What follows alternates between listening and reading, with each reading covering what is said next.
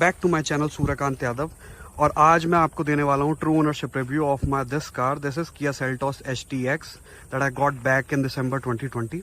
So that time it costed me around 18 to 19 lakhs in total. The exact figure is not clear. So अभी तक ये 1.5 साल में मैंने 65,000 किलोमीटर्स चला दी है। तो अब मैं आपको सजेस्ट कर सकता हूँ कि इस कार के क्या प्रोज हैं, क्या कॉन्स हैं। तो बने रहिए मेरे साथ इस वीडियो में to know more about this car and to decide that whether it is meant for you or not. ये जो सनरूफ है, this is only meant for kids. अगर आप एक हट्टे कट्टे नौजवान हैं तो शायद ये सनरूफ आपके साथ जस्टिस नहीं कर पाएगी, क्योंकि मैं आज तक इस सनरूफ से नहीं निकल पाया हूँ। तो मैं दिखाता हूँ आपको कार के इंटीरियर्स। सो कार कुछ इस तरीके से अंदर से दिखती है।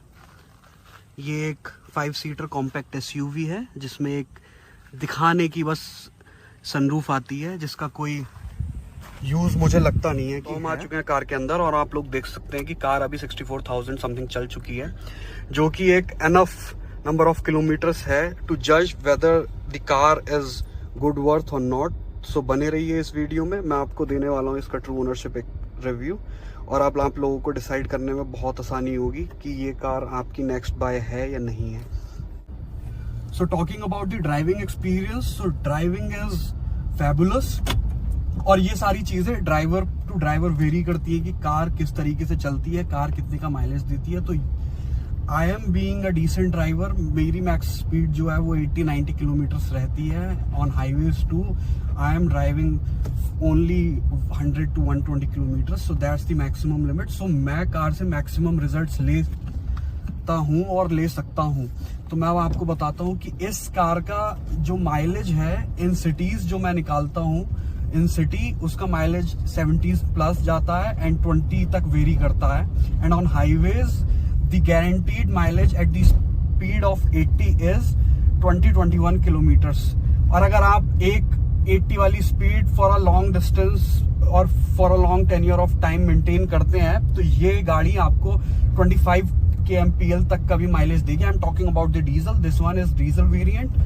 अब बात करते हैं इसकी सर्विस कॉस्टिंग की। तो सर्विस कॉस्टिंग की जब हम बात करते हैं तो सर्विस इसकी जब आप एजेंसी पर जाएंगे तो बेसिक सर्विस कॉस्ट जो है वो 5,000 to 6,000 रुपीज है। अब वहां पर एजेंसी पर क्या है, सर्विस सेंटर पर वो आपको 4 चीजें और एडिशनल बताते हैं कि ये वाला यहाँ पर फोम स्प्रे करवाइए, AC वेंट्स में डोर पर लुब्रिकेशन करवाइए। और अभी रिसेंटली उन लोगों ने एक नई चीज लाए हैं कि 3M का रैट प्रोटेक्शन स्प्रे है। सो वो सारी चीजें अगर आप लोग लेते हैं तो आपको सर्विस 9,000 to 10,000 की पड़ेगी। But the needful things comes at the cost of 5,000 to 6,000 including labour charges and everything. Talking about the brake pads, तो इसके ब्रेक पैड्स जो मेरे चेंज हुए थे वो 55,000 पे हुए थे and it costed me around 3,800 of rupees the front brake pads. Rear ones are working fine but the front ones were gone, so at 55,000 तो 55,000 पे वो चेंज हुए तो वो 3,800 रुपए के मुझे पड़े। अब बात करते हैं कि इसका ओवरऑल एक्सपीरियंस कैसा। So talking about the overall experience is the car is a masterpiece.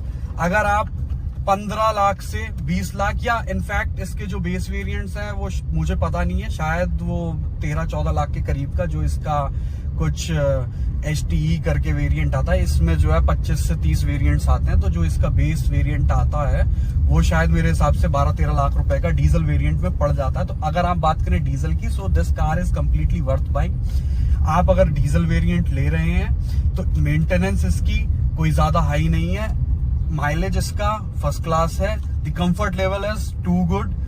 अब रिसेंटली मैंने इसके टायर भी चेंज कराए। टायर मेरे 60,000 चले थे, जो कि कंपनी का क्लेम ये होता है कि 50,000 पे वो टायर चेंज कराने, बट मैंने वो 60,000 तक खींच दिए थे। टायर की कॉस्टिंग मेरे में अभी मैंने योकोहामा डलवाए हैं, इसमें 18 इंच के अलॉयज हैं, तो 18 इंच के योकोहामा के टायर्स मुझे 10,000 ईच पड़ा है and including if I consider the balancing and alignment of at that time, so the total cost of tire replacement was 42,000 rupees। तो 42,000 रुपए के इसमें टायर्स अभी मैंने पड़वाए हैं 60,000 किलोमीटर पे। सो that's pretty good being a compact SUV। ये car हमें अगर इतना दे रही है, इतना माइलेज और मेंटेनेंस कॉस्ट, तो मेंटेनेंस कॉस्ट की अगर आप बात करेंगे तो मेरे हिसाब से वो 0 है इस सेगमेंट में, अगर आप कंसिडर करें।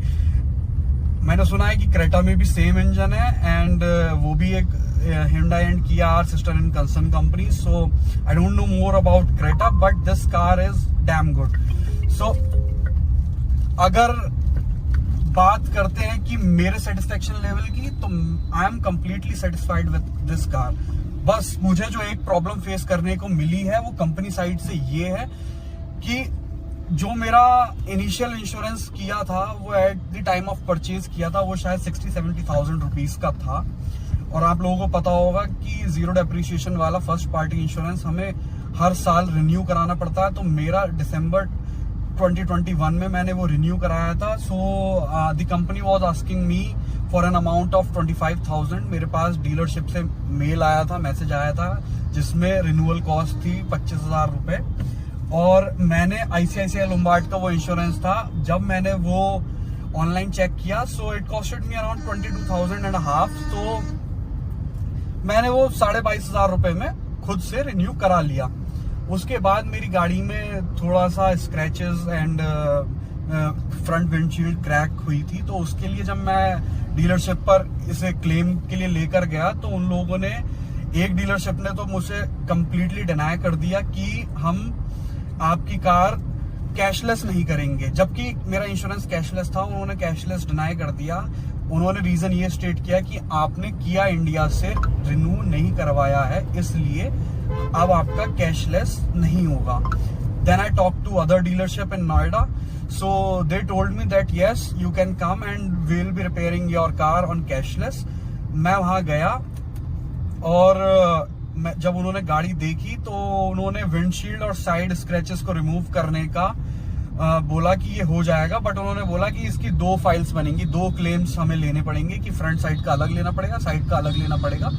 एडिशनली ये मुझे उनकी थोड़ी अच्छी बात भी लगी कि उन्होंने ये सारी बात ओपन अप कर दी कि उस 2 क्लेम लेने के बाद मेरे पास कोई भी तीसरा कैशलेस क्लेम नहीं बचेगा। उनका ये कहना था कि क्योंकि आपने बाहर से करवाया, किया से नहीं करवाया है ये रिन्यू, तो हम आपको केवल 2 कैशलेस क्लेम्स दे पाएंगे, उसके बाद पूरे साल आपके पास कोई कैशलेस क्लेम नहीं रहेगा। तो फिर वो मैंने क्लेम पर ना करा के खुद करवाई है। तो जब आप कार ये परचेज कर रहे हो तो ये सारी चीजों का आप ध्यान रखें कि आप अपने डीलरशिप से क्लियर कर लें कि रिन्यूअल उनके थ्रू कराएंगे तो क्या कंडीशंस रहेंगी, और अगर अपने थ्रू करवाएंगे तो क्या कंडीशंस रहेंगी। So this was the true ownership review of my car.